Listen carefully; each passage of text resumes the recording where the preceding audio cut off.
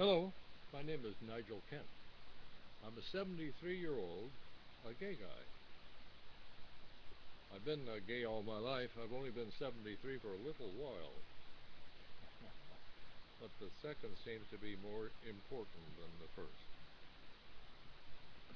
I want to give a little brief update on things here at D9, the mobile home of myself, Felix the cat, Felix Ungur the cat, and Sassy Jawea Hightower, his little girlfriend. I know that I've always considered that the history of the world started with me. Actually, it didn't. But you may get that impression that we've always had everything that you see around you. You know, people get a little dramatic when things such as electricity and running water and traffic don't function correctly. The air conditioner goes out, or these others, and refrigeration ceases. Serious problem, you know. But there are other things which are much more important, which I'm going to get into a little bit. So you need to get in touch with reality here. I use a computer for everything, really. My whole life is digitalized. It's either digitalized or shredded. My favorite new device is the shredder. You know those envelopes that you get mailed to. It has several sheets of paper in it, a couple of plastic dummy credit cards, and your life's history that they want you to sign on the bottom line and send back to them. I shred them.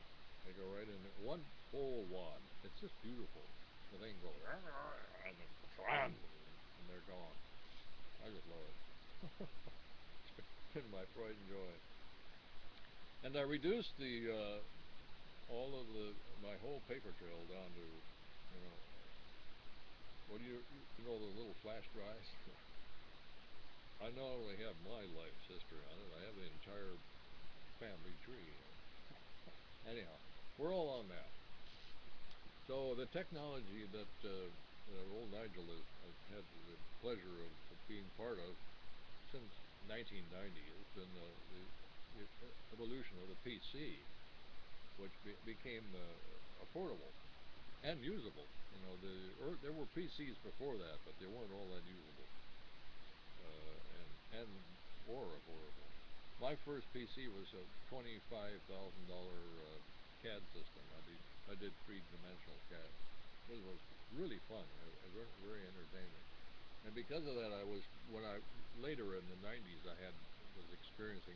I was involved in AT&T internet tech support and communication, and a lot of guys that I was around wanted to recruit me for their video game and entertainment videos because of my experience with vectorial graphics. I didn't want to do that. It became my mission to get people hooked up to the internet. I really had a little bit of a hard time getting people to accept the fact that the internet was going to take the place of the post office. It was nip and tuck here at the family, you know. They still don't talk to me on postal days. So anyhow, but I knew damn well it was going to be far more important than that. The newspapers were just, still have their heads up their butts, and if they're not tapping your phone,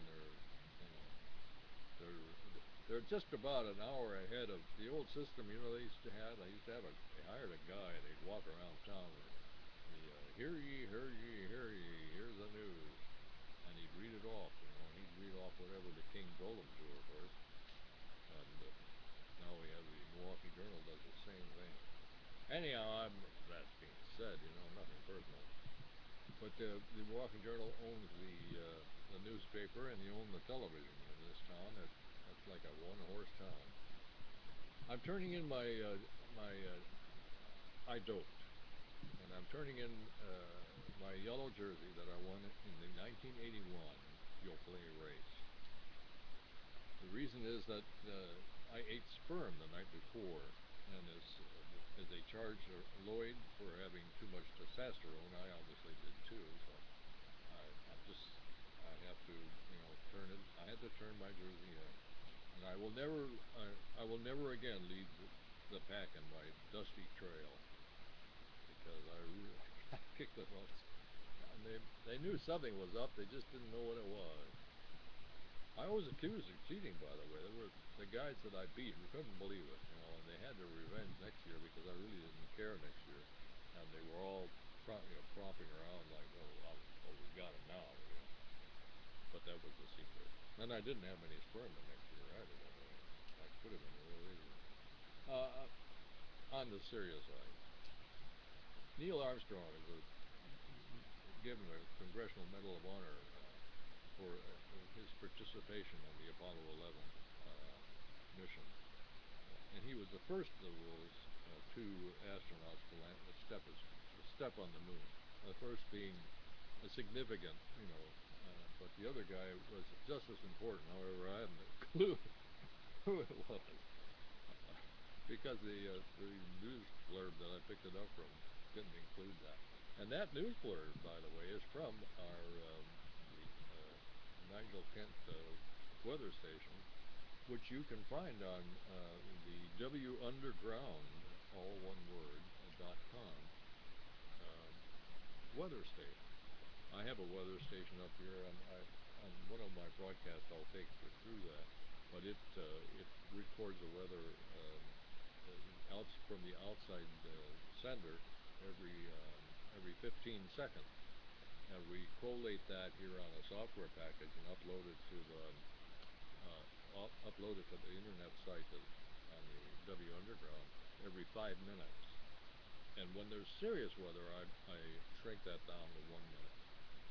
So that's W Underground. So that's it. That's our broadcast for now. The station that I'm at is these all capital letters, KWIWESTA number 4. If you want to find me on the Weather Underground. Nigel Kent signing off for the kids. Wish you well.